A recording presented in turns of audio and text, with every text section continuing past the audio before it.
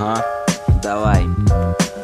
Tik bieži liekas, ka dzīve ir pašā lejā, bet tikai pateicoties tām vārdi izpaužas dzejā. Un mīļotāji arī nepateikšu to izkārtējā.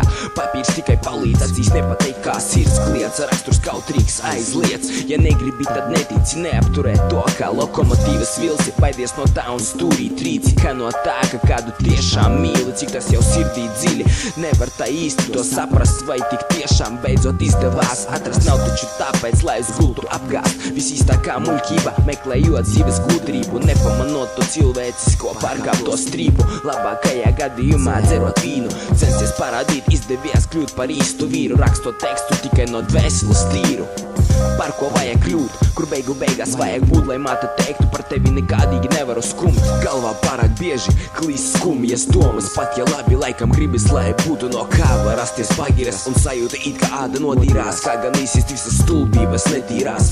Ļaut smaidam rasties viegli, skatoties uz pašiem svarīgākajiem, pa īstam tīri laime, nu kur tu atkal krīti. Kas tas stāsts citā valodā, draugi noteikti pateiks, to vajag skalot podā.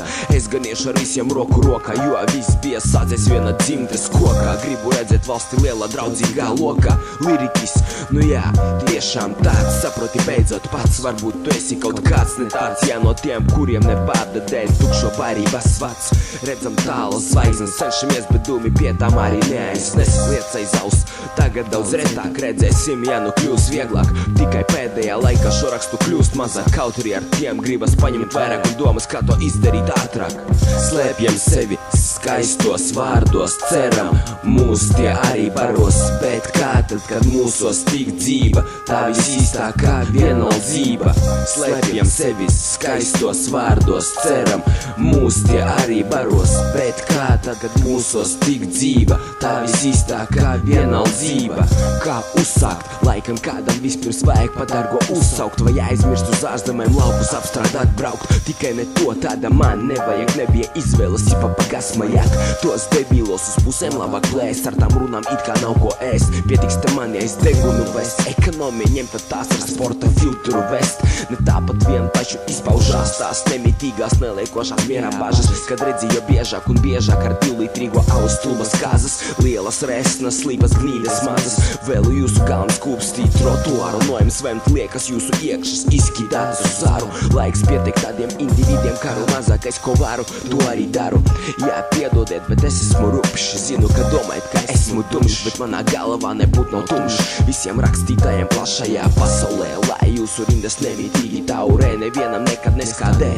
Vienmēr gribas to vieglo dzīvi, bet ir pārāk ciest, lai izietu cauri blīvi. Raksturs sasāks asinās kā ar vīli, kaut kāds mikrofons, un tas ir labākais izdzīvošanas fons. Pat ja galīgi garām stūrgalvīgi tik un tā darām, vienalga pierast jau pie drāmām. Nu kā tad bez sveicien visam jaukam dāmām? Tā nu ir sanācis, ka balss ir kļuvusi balss, šis ceļš noteikti tāls. Slēpjam sevi skaistos vārdos, ceram, mūs tie arī baros, bet kā tad, kad mūsos tik dzīva, tā visīstākā vienaldzība.